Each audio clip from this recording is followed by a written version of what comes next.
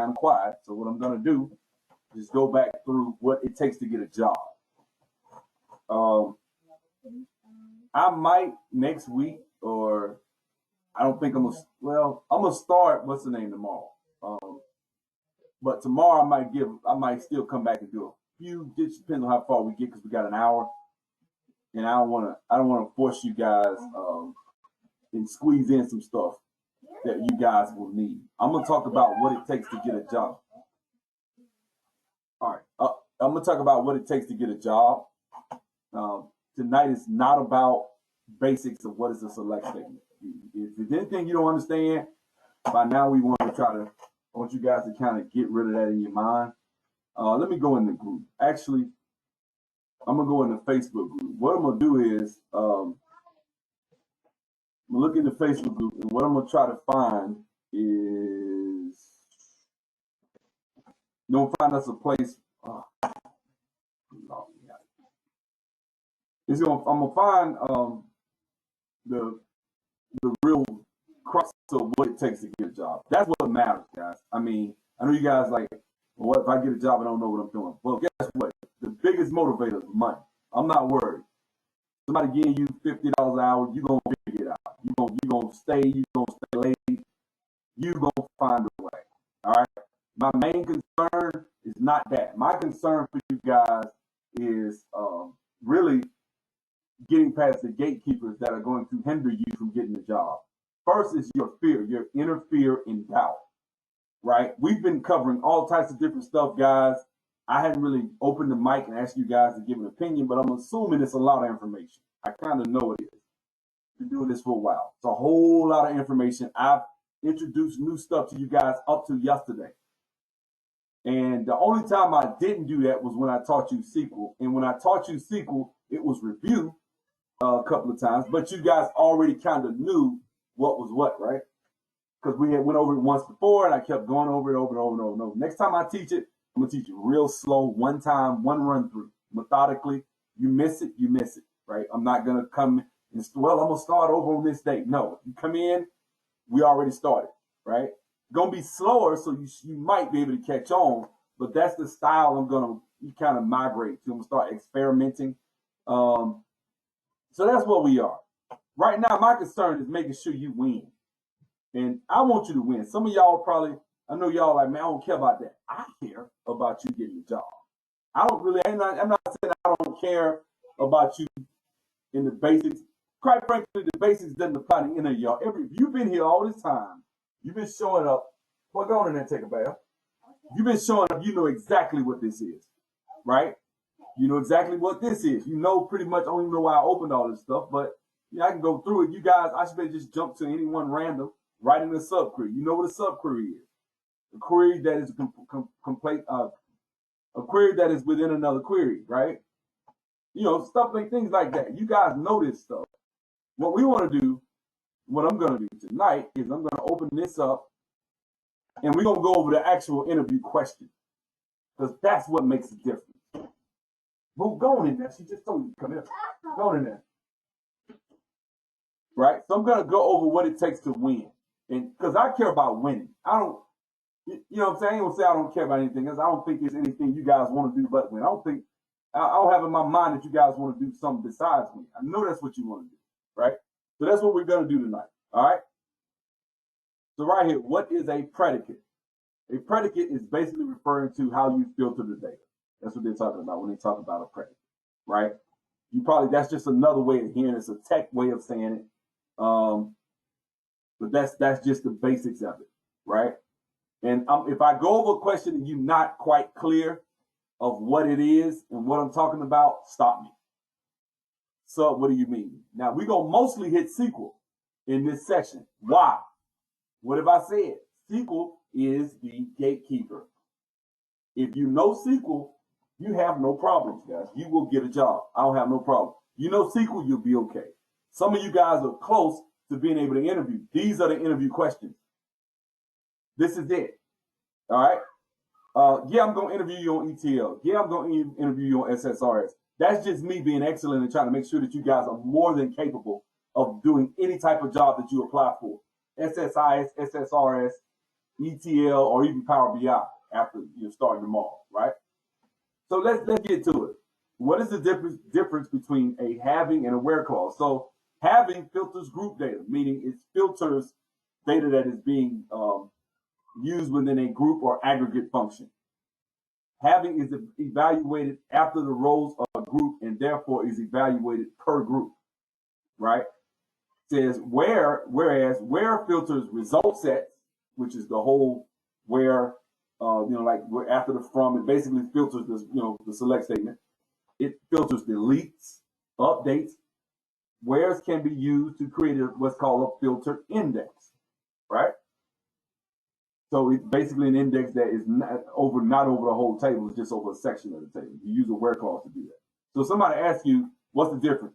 All I would just say is, okay, having is used primarily to filter group data, whereas a where clause is used for filtering select statements, filtering deletes, filtering updates, and it also can be used to create a filtered index.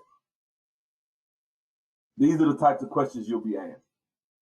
What is database normalization? Haven't been asked this question too much, but it's basically the removal of redundant data from like a first, second to third normal form, which is usually the form that you usually use.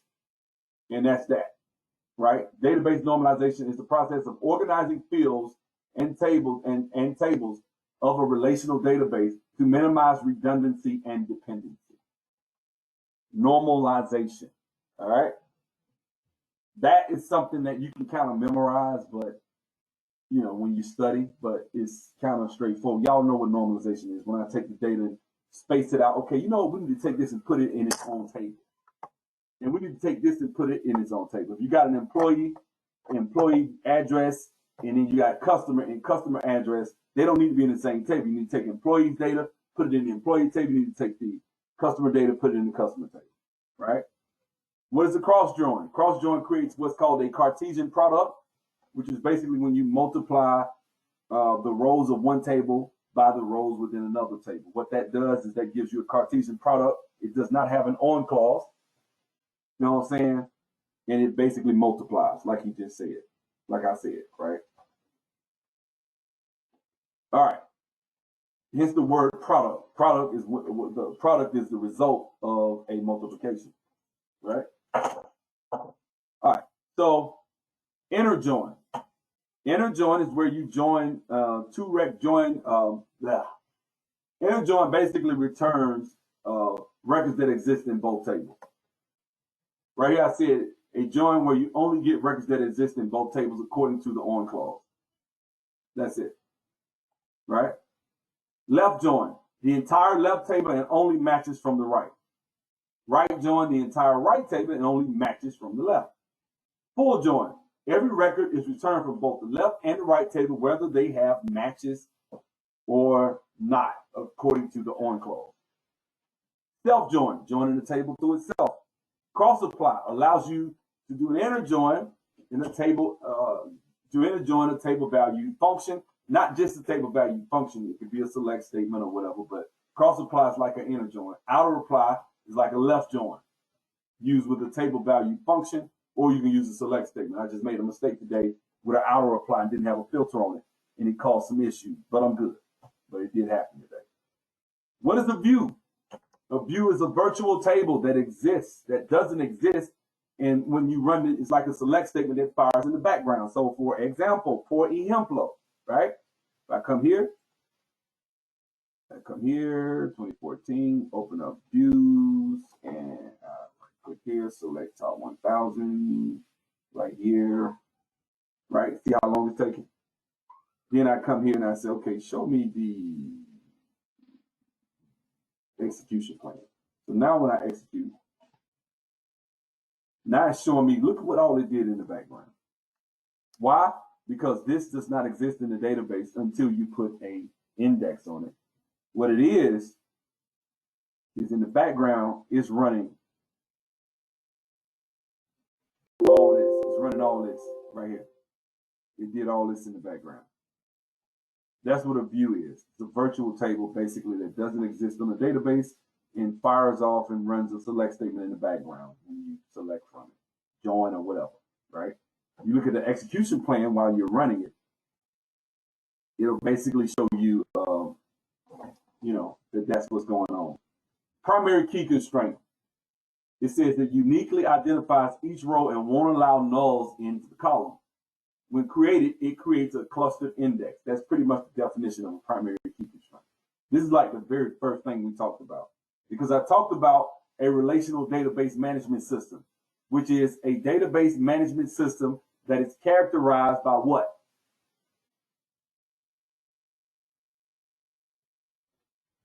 Primary key and foreign key relationship. Exactly. And when you say primary key and foreign key relationship, you're talking about a relational database management system, right? Unique key constraint. Uniquely identifies each row in a column. Unlike the primary key constraint, it allows at least one null row. When it is created, it automatically creates a non-clustered index on the table. So the difference between a unique key and a primary key is that the unique key will allow one null, whereas the primary key won't allow nulls. All right. One creates a non-clustered index, which is the unique key. The clustered index is created by the primary key. The difference between a clustered index and non-clustered index. Clustered index actually store data in the data pages at the leaf node of the bit tree, whereas non-clustered indexes use pointers at the leaf level. These pointers point to the location in the memory that actually store the data. All right. So when I talk about the bit tree of a binary tree, what I'm talking about is you got your root level, your branch level, and your leaf node level, right? We talked about that. This is the last one. It says, what's the difference between delete and truncate? Truncate is DDL. Delete is DML. Truncate, it just goes and dumps the table and it says command completed successfully. Whereas delete, it says however many rows were affected. So if you do 30 rows, it'll say 30 rows affected. If you do 1,000, it'll say 1,000 from a delete. Delete is recorded in the log file row by row, whereas a truncate just says, hey, in the log file, hey, it was truncated. You cannot roll back a truncate, unlike you can roll back a delete statement. You can roll back a delete because in the log file, when they say roll back, what they're talking about is you restore it, and then you take the log file, the differential backup, which contains the changes that were made, and you go row by row, and it'll actually bring back the data row by row. Whereas with a truncate, it's just a command where it's, hey, man, we emptied the table. That's all it's saying. It didn't record anything in the log file outside of that, what I just said. So what happens is you have to, basically, the only way to roll back a truncate is to put it within inside of a transaction. If it's in a transaction, it can be rolled back, literally rolled back. All right. Now, all this right here, this is the actual stuff. You can just study that, but that's exactly what I just broke down. I just broke it down easier. All right. So that's that one. Now, I'm going over the actual, just remember, guys, I'm going over the actual information that's going to get you a job. I'm not just going over like any and everything. You know what I'm saying? Because that's not, now, are you going to go in interviews and they're going to hit you with something you wasn't ready for? Yeah. That's part of the course, guys. That's how it's supposed to work. It don't happen. But when they do, you guys know how to find information. Right? If I get you to go inside and say, hey, what's a column store index, which is something I barely know my damn self, but it's an index that operates differently. But when I learned, they didn't really have these. So, column store index. See it? It's a different type of index. I didn't talk about it. I don't really halfway know it like that, to be honest with you. But these are little things I'm going to give y'all this in the group. When y'all get a chance, go look up what a column store index is. You might do another search on it. You got some studying ahead of you guys, obviously, right? But you should be okay. Because you know what the index is. You know what the clustered and non-clustered index, you ain't going to have no problems with this. That's the beautiful thing about IT now. You guys are developers now. Most of y'all, not all of y'all, because some of y'all haven't done everything you need to do, but eventually you will be a developer if you just keep going and don't quit. All right. So let's get to it. What we got? Did I hit the other one? Open this one. All right. What is I did cross join. No, I didn't.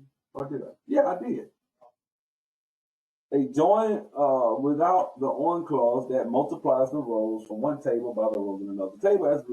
The result is called a Cartesian product. Okay, I don't know what I put in that other one. This is a much better answer right here. You guys should have these note cards cut out and printed, and you should be going through them by now. And if you can go through these cards and you can just outright recite everything, you're going to be a beast on the interview. I'm telling you right now. You will be a beast on the interview. I'm confident of that. I've given you the dirty secret, guys. This is the dirty little secret. This is the back door to a job right here. This stuff you're looking at. You guys understand most of this stuff. You might not understand all of it, but you know where to get the information. If you don't, tell me. But you should by now know where to get the information. All you gotta do is type it up in Google. It'll come and it'll bring it right up, right? All right, shared log. Used for operations that do not change or update data, such as read-only operations, such as a select statement. A shared log, right? Common sense is shared, right? What does the A in ACID stand for? Atomicity, a transaction that involves two or more discrete parts for information must commit all parts or none, right? It must commit all parts of the transaction, or it just doesn't commit any part of the transaction, right? If it contains two or more discrete parts, right? Atomicity. C, consistency guarantees that the transaction never leaves your database in a half-finished state. Somebody actually asked me on the interview one time, so make sure you understand. Atomicity, consistency, isolation, and durability. Atomicity, it either is all or none. Consistency, it never leaves in a half-finished state. Isolation, all transactions are isolated and separated from each other until they're finished. Durability, any changes that are made are durable and last. Even if it crashes, you can always restore it because the data is durable. This is how you want to set your database up to be as a DBA, right? Exclusive log will ensure that a page or row will be reserved exclusively for the transaction that impose the exclusive log, as long as the transaction holds the log, right? Exclusive log.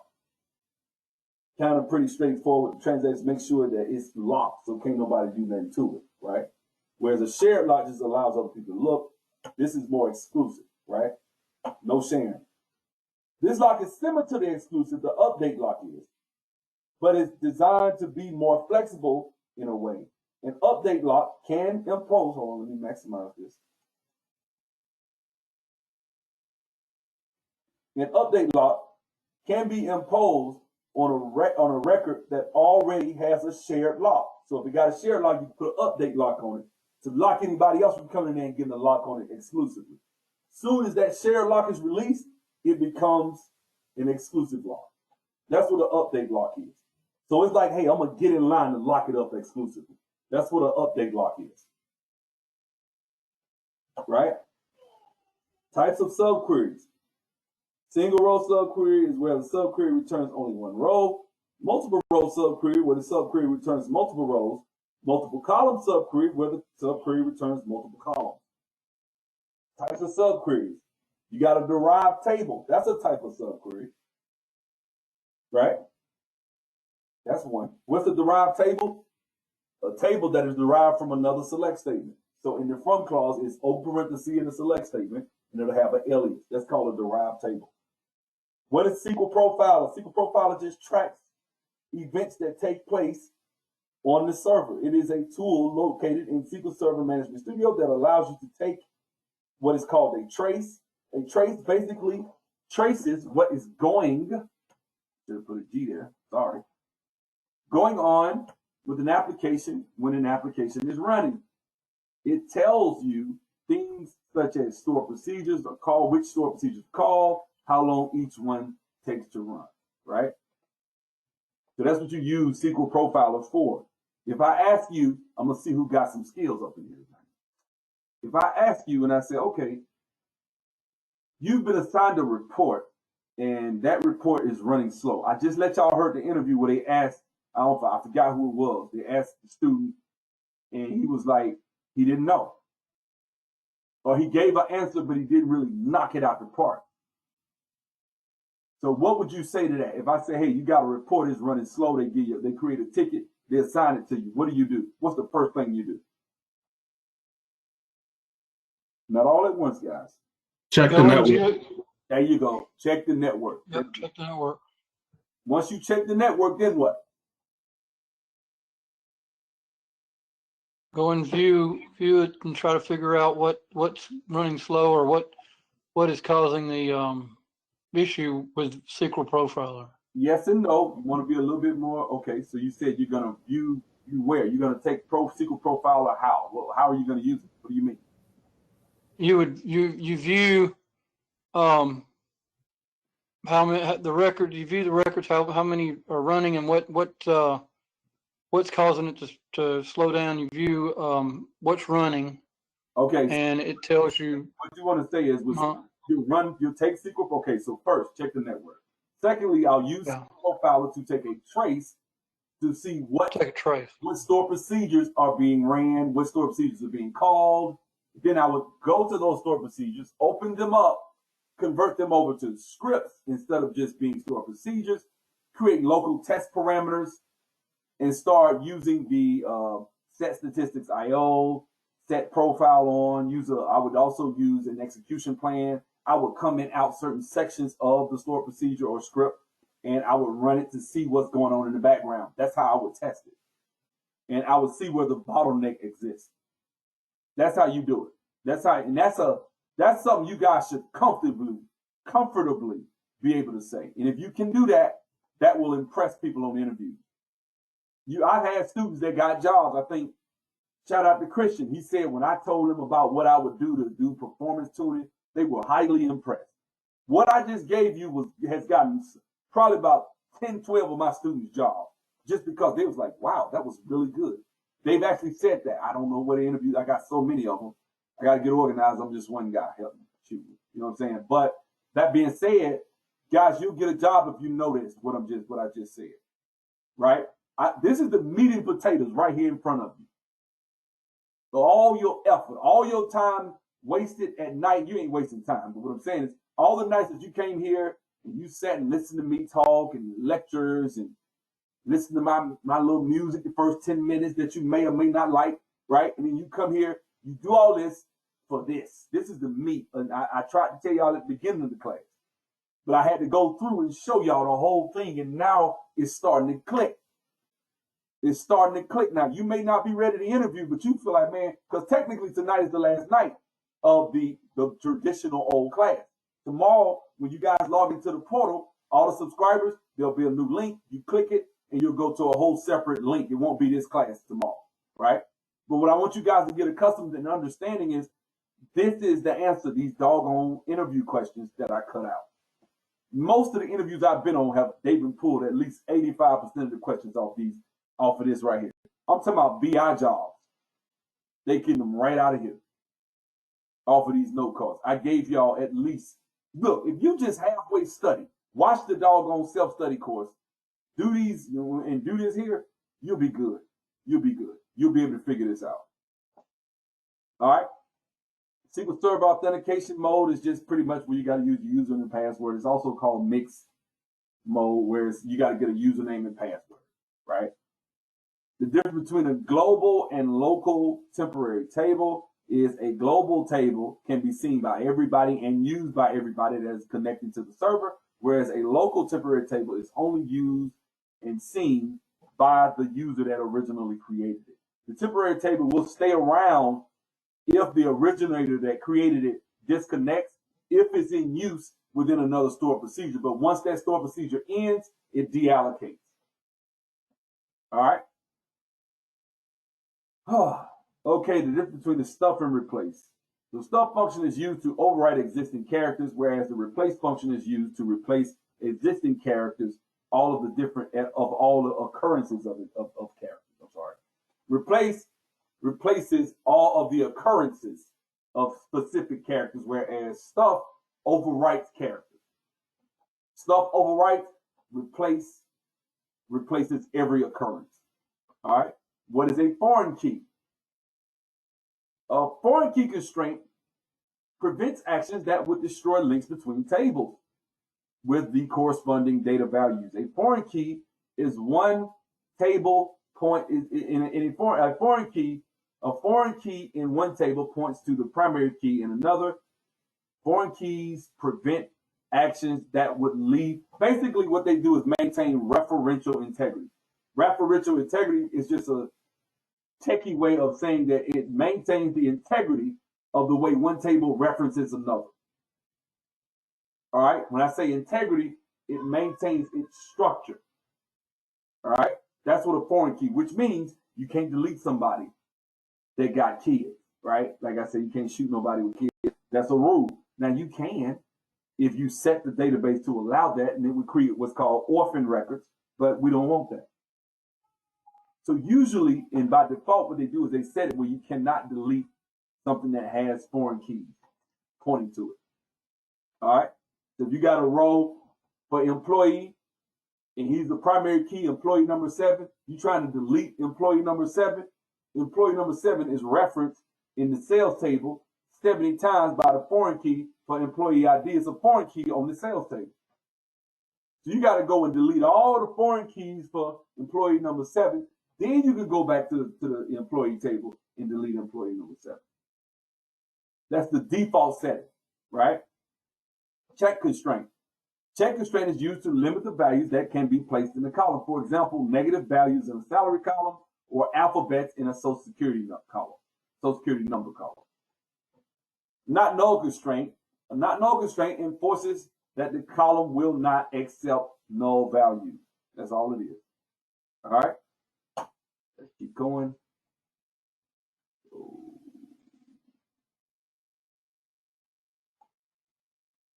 Keep going back. Nope.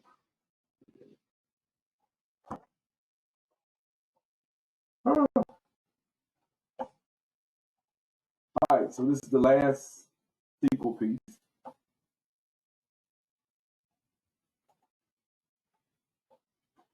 All right, so what is the difference between union and union all? So union doesn't return duplicates, union all does.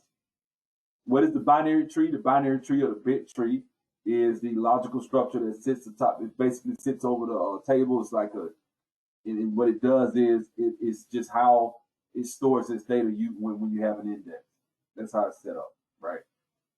How to implement a one-to-one relationships in a table. You can have a table that references itself in a one-to-one relationship, or you can have a table that one-to-one, like husband-wife table or something like that, where he can't be polygamy. But that's how that works, right? One husband, one wife, right? How to implement one-to-many. One table could be one student with all the different classes, or a class has many students. That's many to many. One parent or two parents, or let's say family, has so many different children. So a family can have 8 children, 10 children, 3, 2, 1, whatever. One family has X amount of children. It could be 1, it could be 30, right? One to many. So when you do that, you have a table that's pointing from, like, say you may have a primary key, like I just talked about with the employee table, and the sales table has all the orders that the sales that they did. That is the many sales that one employee committed inside of, whereas the employee table has the one employee, one to many. Many to many are implemented using a junction table, with the keys from both of the tables forming the composite primary key of the junction table. All right. So class, you can have, you got professor. Each professor teaches a class. You got students. Each student teaches is taking 6 or 7 classes. So in order to join these together, you have a junction table where it's professor or teach class student, where you have an ID for the student. That student got 6 IDs in the student ID column of the junction table. And the professor, who's teaching 4 classes for that semester, has 4 IDs for those classes that they're teaching, or their ID will be in there 4 times, however that works. but when it's not 4 times, it'll be in there. Like say the teacher is teacher number 6, right? That's their ID. Well, they teach history. They teach African history. They teach Western civilization. They teach U.S. history before 1865. Like that, right? So what they'll do is they'll have that class will have an ID. So ID number 1, 2, or 3, right? The student will take U.S. history. So they'll have the U.S. history before 1865. They'll have that entry as number 3, and it'll be student number 6. So student number 6 is the class. The class is taught by whatever teacher or whatever, and it'll be junction and data. I guess the class will be the actual column that makes it distinct between those two of the student and the class, not the professor. The professor will be a whole separate table. I guess this is what's called data modeling. I'm actually thinking out loud. So I wouldn't do the professors. You would be able to know who the professor is by just doing a join to the professor table. I would just have a class table with a list, and it'll have a foreign key pointing to the professor table so I can see what the professor's name is and whatever, right? But the class table would have the class name, what building it's in, and what time it is, and who it's taught by, right? And maybe a description of the class, like Western civilization, African history before whatever, before the slave trade. I actually took that. African history before the slave trade, after the slave trade, whatever, right? And so those would be all the histories in the class table, and they would have a junction table that joins the students to the classes. The ID from the class and the ID from the student would be distinct in this class and student table, but then when you put them, they junction together, which means what you'll have is that class will be duplicated up there. Let's say the class got 30 students, right?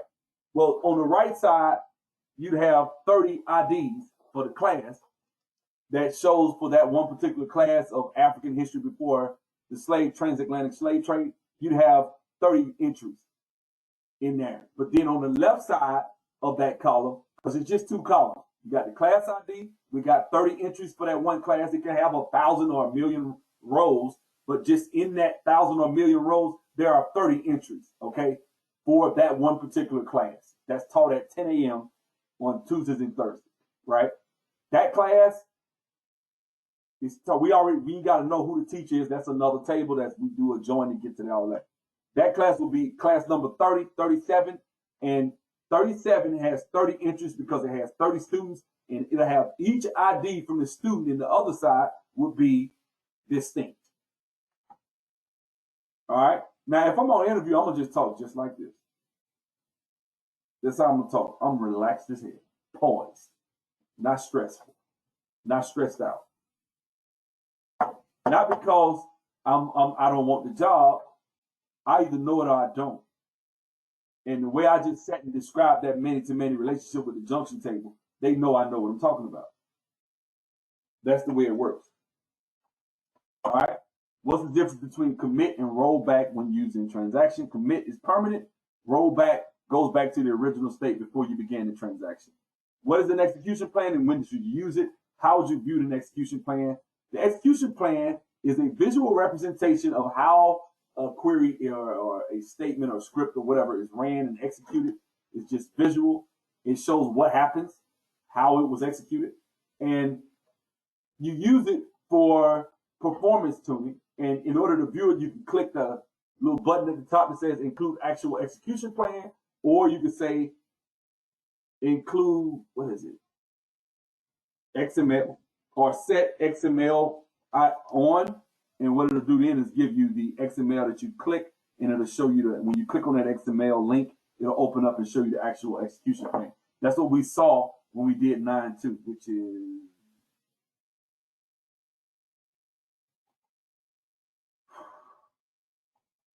that's what we saw when we did set statistics XML on, executed.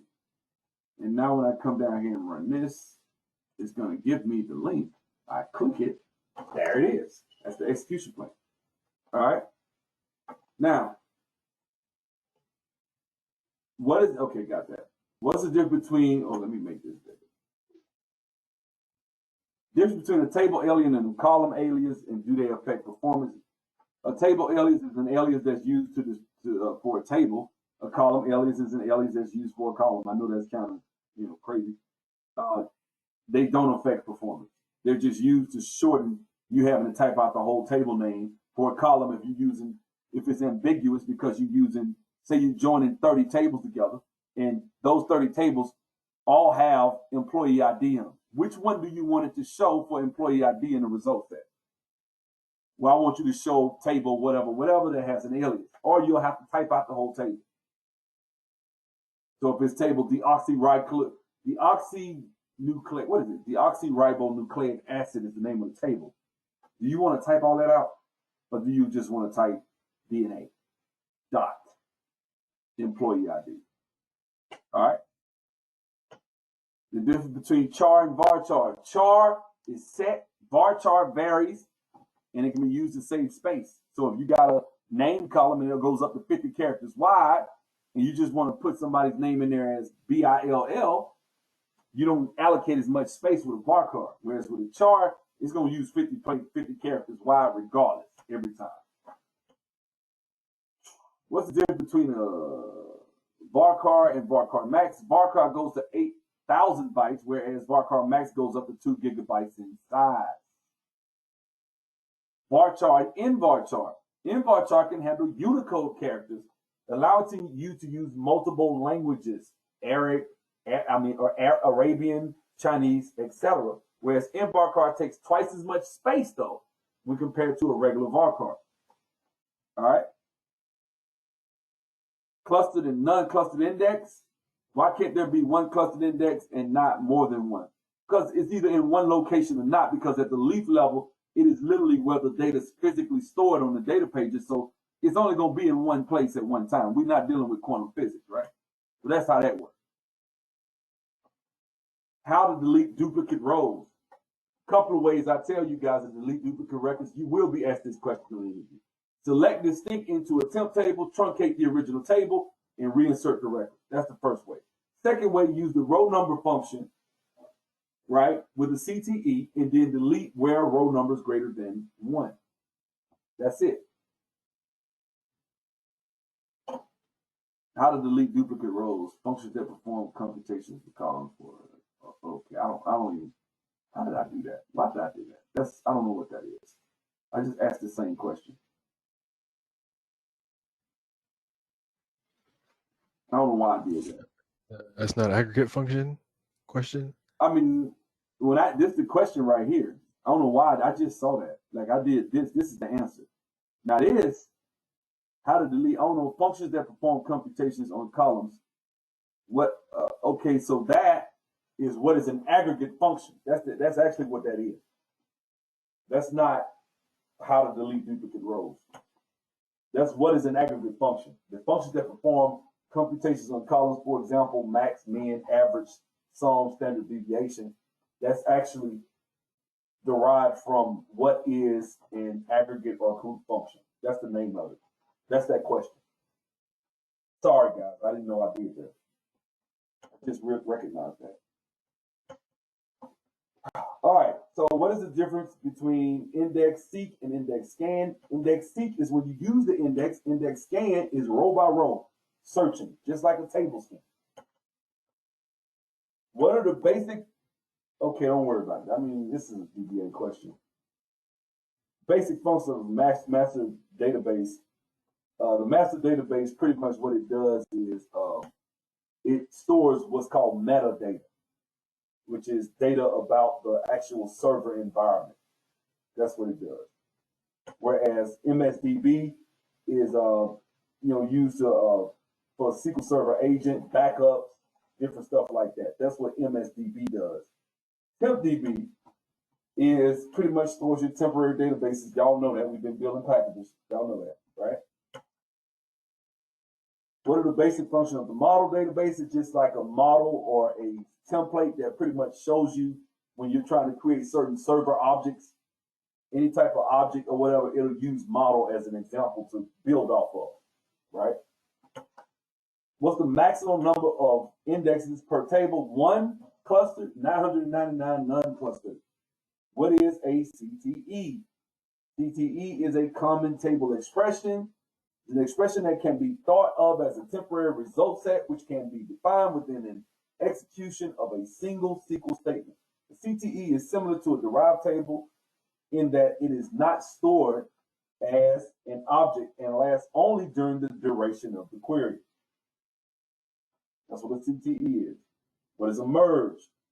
A DML statement that allows you to combine more than one DML statement. For example, upsert and insert, update and insert, insert and delete, or insert and delete, right? Pivot and unpivot. What is pivot and unpivot? Taking columns and making them into rows is pivot, and unpivot is switching it back. Columns in the rows, rows in the column, and unpivot takes it back, right? What are ranking functions? Ranking functions return ranking value for each row in a partition. So, for example, row number, I just gave you the code. So, row number returns the sequential number of a row within a partition of a result set, starting at 1 for the first row in each partition. Rank returns the rank of each row within the partition of a result set. This rank returns the rank of rows within a partition of a result set without any gaps in the ranking. So this rank, if you got a race of people, say people are racing and you want to look at the time, the fastest 100 yards for women. FloJo is first, Carmelita Jeter. Then you get to, a couple of other people that's in the list of the fastest 100 meters that's ever been ran by females. And so you got a couple of females that ran 10.1. It'll time up. So it'll be first, second, third, fourth, fifth, and you got 5 people tied at 6. Well, it'll be first, second, third, fourth, fifth, 6, 7. And it'll show all 6. And then the 5 people that are tied at 6, then it'll go to the 7. Whereas rank will go first, second, third, fourth, fifth. It'll show you them five people for 6. Then it'll jump to 12. Like that. All right. What is a where clause? A where clause is just a way to filter data. That's pretty straightforward. What is a try-catch block? It's a construct used to handle errors in sections. The catch is used if there's an error in the code located in the catch section. So that's what a try-catch does. It tries something and catches the errors in the catch section. Try-catch block, right? What are string functions? String functions are just ways to modify or perform different operations on a string. That's pretty simple, right? Set statistics time on. What it does is displays the number of milliseconds required to parse, compile, or execute each statement. Set statistics IO causes SQL Server to display the information regarding the amount of this activity generated by transact SQL statements, right? Set statistics profile displays the information for a statement. Statistics profile works for ad hoc queries, views, and stored procedures, right? This shows you the information about the query itself. So the profile. Profile means, hey, profile it. Look at it and see what's going on, right? Set statistics XML, that's how you turn on your execution plan. What is a cursor? A cursor is a database object that you guys have never used ever. Don't ever tell nobody you used the cursor before. You know what a cursor is? It's just a loop. The cursor is a database object used by an application to manipulate data in a set on a row-by-row basis instead of a typical select statement where commands on all rows in the set are set at one time. Steps, let's see, in order, so declare cursor, open cursor, fetch row from the cursor, process the fetch row, close cursor, deallocate cursor, right? You have never used the cursor ever. Don't ever tell nobody you use the cursor. All right, I just say you've never used one. You never had a reason to because it's costly and there's usually a better workaround. You just have to think about it. All right. So now, what I'm gonna do is I'm gonna say this. All right. So the link tomorrow will be in the login portal for all the people that are subscribed. All right. So what I'm gonna do tomorrow, I'm gonna come back and I'm just gonna finish the little SSIS question, which shouldn't take me about 10 minutes. Tomorrow we ain't under no pressure, we ain't rushing. So I'm gonna probably take me about 10, 20 minutes to do, probably about 20 minutes to do both of them. Once I do both of those, we're gonna switch over and everybody's going over to Power BI and I'm gonna start Power BI tomorrow. Okay? Power BI, we're gonna go, I don't know how long we're gonna go tomorrow. I'm gonna just probably introduce everything, explain what a data visualization tool does and how it works and how Power BI is set up, show you how it's much easier than SSRS, I mean. You guys gonna love it. And SSIS, it actually does some of that too. So, pretty powerful too. Anybody got any questions for today? This concludes the class. Now, guys, I'm gonna go ahead and say this. I've enjoyed you guys as a class. I think you guys have. I'm getting a little feedback. Hold on 1 second. So I've enjoyed you guys as a class. I think you guys have what it takes to be successful. A lot of y'all ignored the naysayers, people that doubted me, doubted this course, doubted what's going on. Shout out to Fred. Fred has helped you guys. And as you guys can see, I expect some people that are on here tonight to get jobs. I don't know who, I don't know when, I don't know where, but I expect a lot of people that are listening to me tonight to be able to come in and interview with me and get jobs. Okay, I'm going to interview you on the first 3 sections. Power BI, I have never done it in a professional setting. I don't, I can kind of give you a couple of Power BI questions, but I might, I don't know, but we'll see, right? I know you're competent on Power BI, but I'm gonna ask you a couple of questions. You should be once I get finished running through class. Tomorrow I'm gonna show y'all. Well, not tomorrow. Saturday I'm gonna show y'all how to install it. Tomorrow's more lecture, but Saturday an introduction. Then after that I'm gonna show y'all how to install Power BI and get to it. All right. Yeah, go ahead, man. I just wanted to catch you before we all get off this thing, but wanted to really just say thank you, bro. Like, I've done a whole week as a data analyst at the job, and really all the SQL reporting that they've thrown at me, I've had 0 problems with. Crazy to think about. Since when I started, I didn't know jack diddly squat about SQL. Now, I mean, I done knocked out all those reporting. They threw, the manager was so shocked at it. He was like, okay, well, damn, you got SQL down. Here go Tableau. Here go Tableau Prep. So now I'm working on that and learning it and deep diving in that one. But man, I mean, this class has been a savior, man. So I'm just wanting to say thank you, appreciate you, and I can't wait for Power BI. Hey, God bless you, brother. That's what we're here for, man. Few people quit. I had a few moments where I went live and was upset by some stuff. People lying on me, saying I'm talking about pornography and stuff. And that was all types of stuff that they were saying just to try to get their money back. People were taking the class and lying, talking about they want their money back. That's the first time this has ever happened. We ain't gonna say, well, it ain't the first time, but at this scale that they were doing it, I had people that took the class up until like 3 weeks ago, a month ago, and then just tried to get every dime back and just lied, man. It hurts. Because I come on here and I told y'all the first night I'm going to give you my heart. I'm going to try to give you my soul. I'm going to make damn sure I give you guys the best I can give you. And I don't want you guys to feel slighted or anything like that. And if you guys have a question, anything that you guys feel like you need or anything, I'm here for you, man. You know what I'm saying? Not perfect. I don't know everything, but I think I know enough for you to download information in y'all to get a job. And like Curtis just said, Curtis ain't even interviewed yet. He really don't need to. Truth be, yeah, you can come back if you want to. I mean, he got a job. I mean, that's what the objective is, right? But right, let me soak it up. But if you don't have a job and you want to get one, come back, interview, do what you got to do. Keep your head down, study.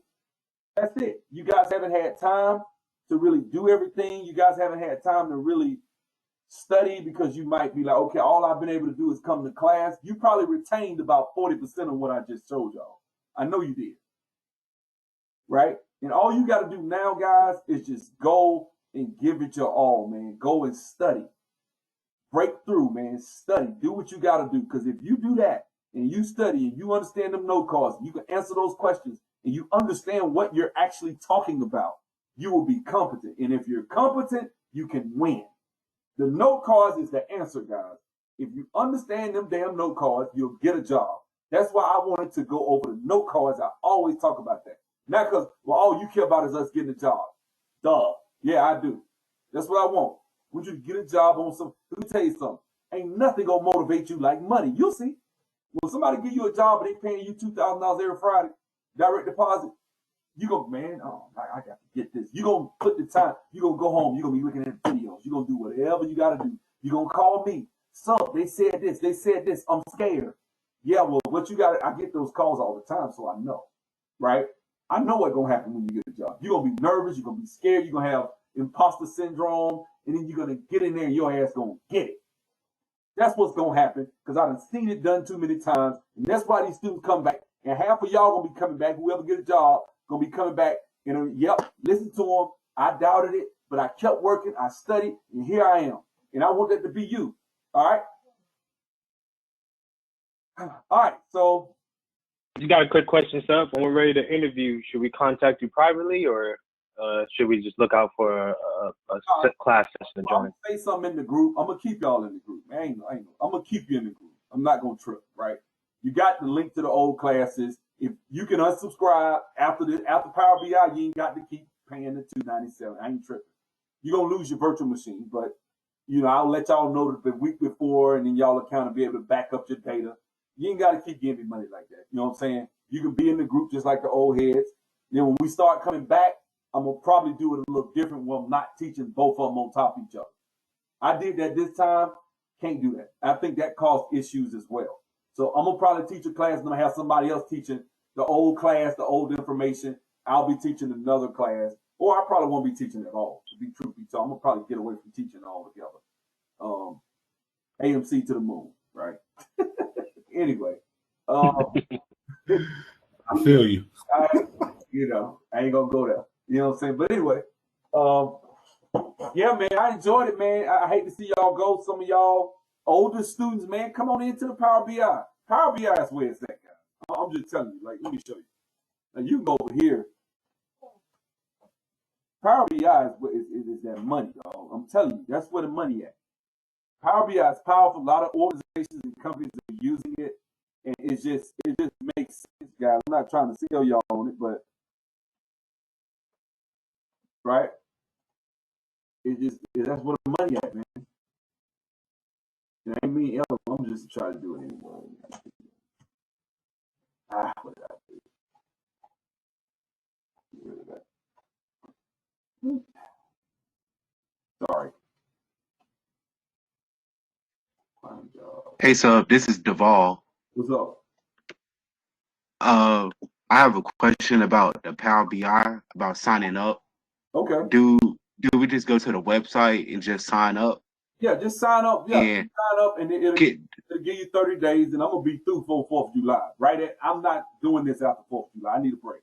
So 4th of July, we're gonna be through. I'm gonna be through teaching. Okay. I'm gonna give y'all. Okay. But for the next month, that's what we're gonna be doing. We're gonna be doing Power BI. Okay. I'm gonna be down for Power BI. All right. Okay. All right. So, guys, y'all see this, man? These are good paying jobs, man. 100,000 data analysts, whatever. Now this is wow. That's cheap. Anyway, you will see jobs like this. Now I'm gonna tell y'all a little secret before y'all leave. If you get a job and somebody call you and they paying like this, I know you don't want it. Man, $23, $25 an hour. Hey, come on, man. We talking about 40, 50 an hour. Take it. Take the job. Experience is, look, it's one thing for me to put it on your resume. It's another thing for you to get a job, work in an organization, be a member of a team, meet requirements, gather requirements with end users, understand the business logic, because that's what a data analyst is pretty much going to do, right? Once you understand the business logic, you might present it in reports, which is what you heard Curtis just talking about, right? That's what he's about to do. He's a data analyst. He's going to be gathering requirements. He's going to have to understand the business. He already understands the business logic because he worked there. So he understands it from the ground up. But that being said, that's what it is. These jobs pay, man. I'm not trying to get y'all to come, but I would prefer the older students, you should come. You should. This is not. I'm not just pulling whistling Dixie here. This is real paper, man. I'm telling you, you can get some real money with Power BI. You know, and I've never had a job per se, but you guys see this. I've never had a job where that was all I did. But you best believe if I'm not with this company, I don't want to do it. No, I don't want to work like this no more. I want to do this no more. But if I did, yeah, I'm doing this. This is what I'm doing. I'm gonna jump out there. Oh, you a Power BI developer? I'm gonna change my resume and yep, that's what I did at this company for 3 years.